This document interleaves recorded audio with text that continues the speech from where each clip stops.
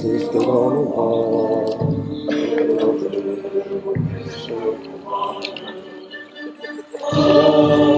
le soutien, le bateau.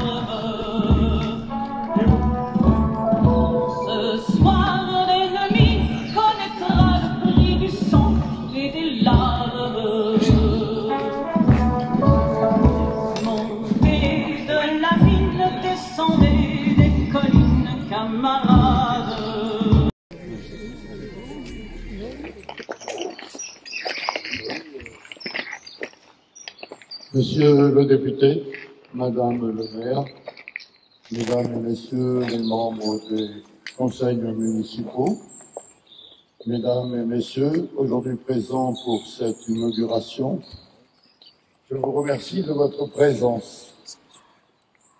J'adresse un immense merci à Madame Robert, maire de Saint-Marcel, non pas pour un oubli, mais tout simplement parce que les circonstances l'ont voulu. Certains maires qui s'étaient engagés n'ont pas terminé leur mandat. La vie ne leur a pas permis. Mais aujourd'hui, nous avons l'immense plaisir d'inaugurer une allée de la France libre. Évidemment, la France libre, ça représente beaucoup pour la commune. Je suis heureux d'être là aujourd'hui.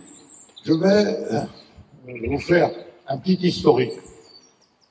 Je serai assez rapide. J'ai essayé d'être rapide, mais la France libre, c'est un vaste programme. Le 3 septembre 1939, la France déclarait la guerre à l'Allemagne nazie, qui après avoir annexé l'Autriche et la Tchécoslovaquie venait d'envahir la Pologne. Le 10 mai, la Wehrmacht, soutenue par les forces aériennes et blindées, remarquablement utilisées en masse et de façon combinée, envahit la Hollande et la Belgique et se rabattent sur la France. L'armée française désorganisée n'est pas en mesure de contenir les unités allemandes qui entrent dans Paris le 14 juin 1940. Le 16 juin, Paul Reynaud, chef du gouvernement, qui s'est réfugié à Bordeaux, démissionne et est remplacé par le maréchal Pétain, qui, le 17 juin, informe les Français de sa demande d'armistice, ce qui implique la cessation des combats. Un jeune général de brigade, membre du gouvernement, le général de Gaulle, embarque sur un avion et rejoint l'Angleterre, qui poursuit la lutte contre l'envahisseur nazi.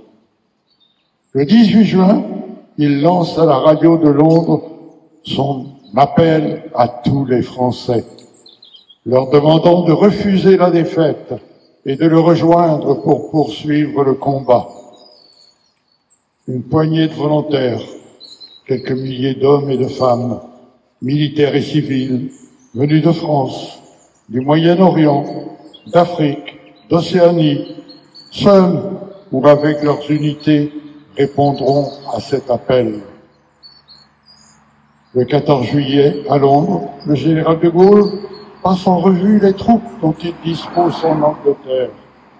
1500 hommes répartis dans les différentes unités, mais composés en particulier de chasseurs alpins et de légionnaires ayant participé à l'opération Narvik en Norvège. À la fin du mois de juillet, ils sont 7000 engagés volontaires dans les forces françaises libres. Ils sont jeunes, souvent inexpérimentés. Mais ils sont décidés à se battre dans l'armée de terre, dans la marine et l'aviation des forces françaises libres. C'est en Érythrée que vont se dérouler les premiers combats victorieux de l'épopée de la France libre. Un escadron de spahis à cheval, commandé par le capitaine Jourdier, du 1er régiment de spahis, des compagnies de plusieurs unités stationnées au Liban, en Syrie et à Chypre, rejoignirent l'Égypte et furent équipés pour participer au combat avec les troupes anglaises. Le 20 novembre, le général de Gaulle annonçait à la radio de Londres « Nous, les Français libres, nous aurons le glorieux devoir et la suprême dignité d'être l'âme de la résistance nationale. » En février 1941, sous les ordres du général Monclar, un millier de Français libres s'emparèrent de Keren et Messaoua, des forts occupés par les Italiens, et firent 14 000 prisonniers. C'était le début de la marche victorieuse qui, à travers la Libye et Birakem, la Tunisie, l'Italie, la campagne de France, allait conduire la première division française libre jusqu'à la victoire finale. En Afrique centrale, c'est la 2e division blindée, la célèbre 2e DB, dont on vient d'entendre la marche d'ailleurs, du général Leclerc, qui partit du Tchad, traversa le Fezzan et la Tunisie avant de rejoindre le Maroc et d'embarquer pour l'Angleterre, de participer au débarquement en Normandie de juin 44 et d'aller faire flotter notre drapeau sur la cathédrale de Strasbourg, serment fait à ses troupes à Koufra par le général Leclerc. Cet hommage rapide à la France libre, je me dois d'associer les forces navales françaises libres de l'amiral Muselier, notre flotte de la marine marchande et nos fusiliers marins, les forces aériennes françaises du général Vallin, les agents du BCRA, Bureau Central Renseignement et Action du colonel Passy, et tout naturellement les parachutistes de la France libre, et plus particulièrement ceux du 4e SAS qui combattirent ici le 18 juin 1944. 77 d'entre eux firent le sacrifice de leur vie pour la libération de la Bretagne. Saint-Marcel et Céron, 2 bourgs bretons intimement associés dans la mémoire de la résistance bretonne. Je suis certain que vous me comprendrez, Madame le maire, mais je n'ai jamais pu dissocier votre commune, où se sont déroulés la majorité des combats, qui a perdu des habitants victimes de la cruauté des nazis et de leurs collaborateurs, qui a eu son bourg presque entièrement brûlé, et la commune de Céron. C'est dans la ferme de l'Almette de la famille Pondard que s'était installé le PC du camp, où se réunissaient le commandant Bourgoin, le colonel Chenaillet, le capitaine Guimard, le commandant Carreau, le commandant Garec et le chef du BOA. C'est aussi dans un terrain de cette ferme qu'était installé Drop Zone Baleine, le terrain de parachutage où arrivèrent parachutistes à armes, munitions, jeeps et ravitaillement. Le 6 juin 1944, les Alliés débarquaient en Normandie. Dans la nuit du 5 au 6, 2 avions Stirling de la Royal Air Force ont parachuté à l'aveugle, blind, comme ils le disaient, 4 sticks de Français libres, 2 dans les Côtes-d'Armor et 2 dans le Morbihan.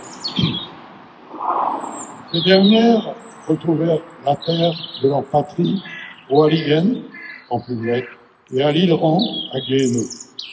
Mal renseignés, les lieutenants Marienne et Desplantes ignoraient tout de l'organisation de la résistance dans le département, ce qui fut d'ailleurs à l'origine de la mort du sergent Émile Boitard et la capture de l'équipe radio du lieutenant Pierre Marienne à Plumet. La mission de ces sticks précurseurs était de prendre contact avec les patriotes et d'organiser d'urgence 2 bases, Sam West dans les Côtes du Nord et Bingson dans le Morbihan, pour accueillir 58 parachutistes répartis en 16 groupes qui allaient être parachutés sur la Bretagne dans la nuit du 7 au 8 juin.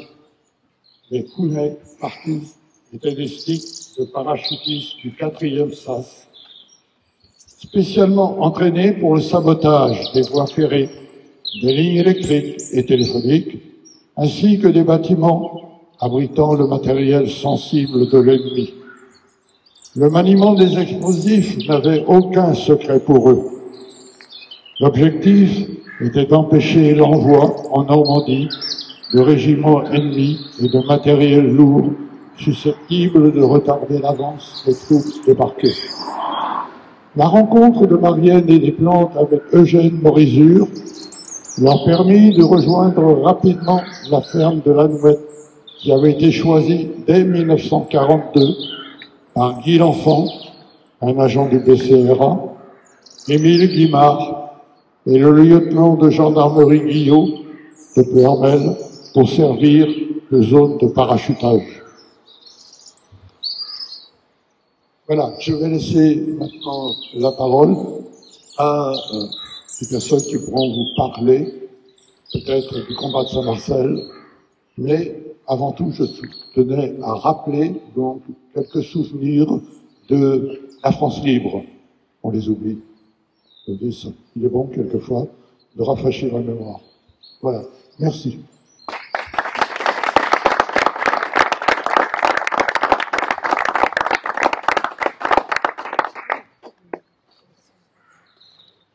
Je vous prie de m'excuser, mais il y a un certain nombre d'inaugurations ce matin. Donc je vais prendre la parole. Alors, j'ai bien compris que cette allée n'avait pas véritablement de nom et que ça pouvait poser quelques problèmes, en particulier de livraison. Et donc, il fallait lui trouver un nom. Avec le musée qui était à côté, effectivement, allée de la France libre, ça coulait de source. On aurait pu trouver bien sûr bien d'autres noms, mais la France libre, c'est une aventure. Ce sont des forces militaires, à la fois à l'extérieur, mais aussi à l'intérieur. Et vous les avez rappelé un certain nombre de ces forces. Alors, je me permettrai de rappeler le contexte historique qui est un peu compliqué quand même, parce que lorsque un certain nombre de militaires, finalement, ont désobéi aux ordres et se sont rangés du côté des Alliés, ça n'a pas toujours été très simple. En particulier, beaucoup de militaires, en fait, sont restés loyaux au maréchal Pétain, et donc ça a pu provoquer des combats entre Français, par exemple en Syrie. Par exemple aussi à Dakar, quand le général de Gaulle a mis en place un petit corps expéditionnaire pour que Dakar vienne dans le camp de la France libre et de la résistance à l'oppression nazie, eh bien, là aussi, ça s'est pas soldé par... ça a été un échec. Donc on voit bien que ça a été compliqué, c'était pas quelque chose d'unanime, mais c'est quelque chose qui a fini par s'imposer. qui a fini par s'imposer, et je dirais qu'à partir du moment où les Anglo-Américains débarquent en Afrique du Nord, eh bien, l'armée classique, cette fois-ci l'armée d'Afrique, se met, elle aussi, dans la résistance et dans ce sont eux qui vont, par exemple, soutenir une partie des combats en Tunisie, qui vont chasser les Allemands.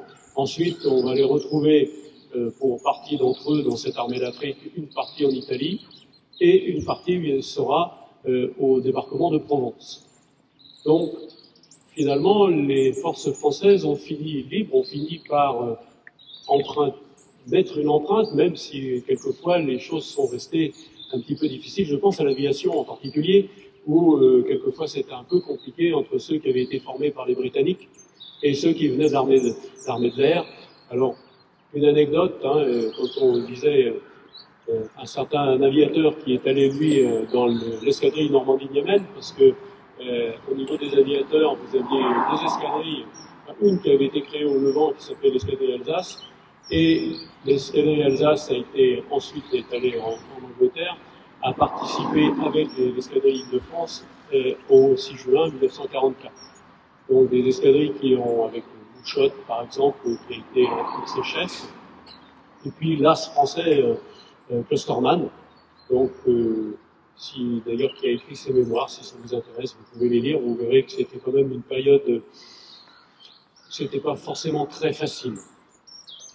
Et donc ces forces françaises ont permis à la France de quelque part d'être à la table des vainqueurs, parce que c'était pas forcément gagné au départ. Et quand le 8 mai 45, eh bien, on trouve les Britanniques qui ont supporté quand même la majeure partie de la guerre, à la fois en Europe mais aussi en Extrême-Orient. Et je n'oublie jamais que ce sont les Britanniques qui ont arrêté les premiers les Allemands avec la bataille d'Angleterre. Les Américains, et avec leur formidable industrie derrière, pour vous donner un petit exemple, mais en 1943, les Américains sortent un porte-avions par mois. Les Japonais en sortent un par an. On voit bien que la puissance industrielle permet à certains, évidemment, d'avoir une puissance industrielle et technologique, puisqu'ils avaient aussi une avance technologique vis-à-vis des Japonais.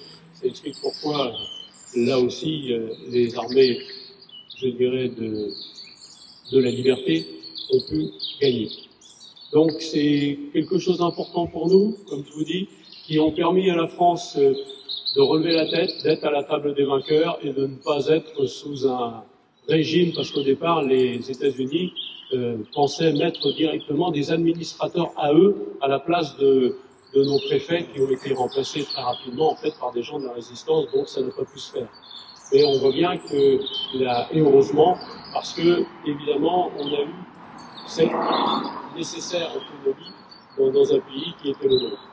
Voilà, ces gens-là, finalement, ont permis que, quelque part, on puisse avoir la tête haute aujourd'hui.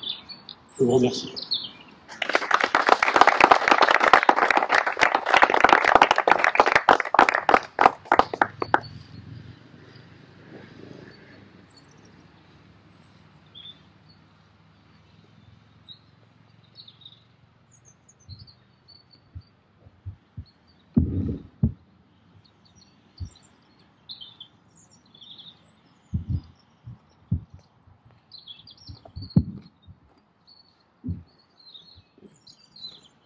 Mesdames, Messieurs, les élus et anciens élus, chers collègues, Mesdames et Messieurs, les autorités civiles et militaires, Messieurs les porte-drapeaux, Mesdames et Messieurs du monde combattant, Monsieur le conservateur du musée, Mesdames et Messieurs, mon équipe municipale et moi-même,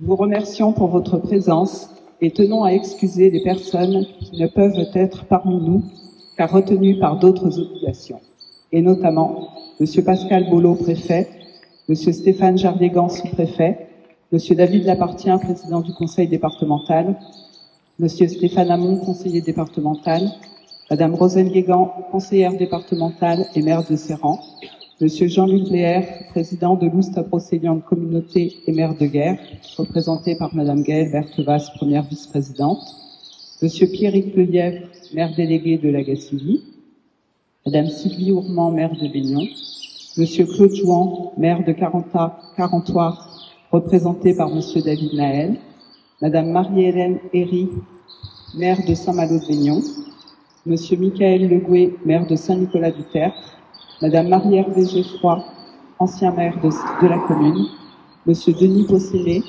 président de la RCN, représenté par Monsieur Rollo, Monsieur Jean-Claude Stéphan, président de l'Union nationale des personnels et retraités de la gendarmerie, Madame Marie-Christine Trégaro, présidente de l'Association des Amis du Musée, Madame Anne Gélin, directrice du service départemental de l'ONAC du Morbihan, Monsieur Loïc Lemarchand, président de Drop Zone Baleine, représenté par Monsieur Édouard Lemarchand et Monsieur Sébastien Mahé, Monsieur et Madame Gaby Pierre et leurs enfants, Marcelais très investi dans le devoir de mémoire. En dévoilant un instant le panneau de l'allée de la France libre, je mesure l'honneur qui me revient aujourd'hui en ma qualité de maire. Honneur de rendre hommage aux Français libres, ceux qui ont fait le choix de ne pas se résigner, de répondre à l'appel du général de Gaulle en rejoignant les forces françaises libres pour continuer la lutte. Certains d'entre eux seront à Saint-Marcel en juin 1942, comme le commandant Bourgoin ou le capitaine Marielle. La France libre devient France combattante en juillet 1942 pour inclure ceux qui, depuis le territoire français, ont choisi d'entrer en résistance. En juin 1944, le cœur de la France libre bat à Saint-Marcel, où se réalise l'union sacrée de toutes les forces qui se réclament du général de Gaulle.